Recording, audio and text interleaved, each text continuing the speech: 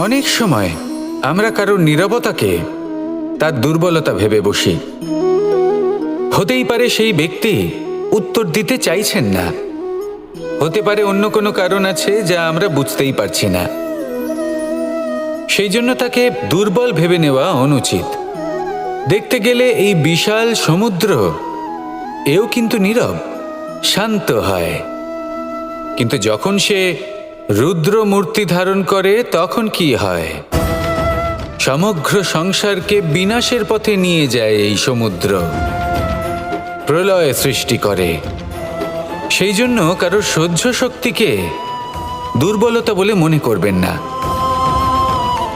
কারণ যদি এই নীরবতা নিজেকে ভেঙে বেরিয়ে আসে, তাহলে তা বিনাশের সমস্ত সীমা পার করে যেতে পারে।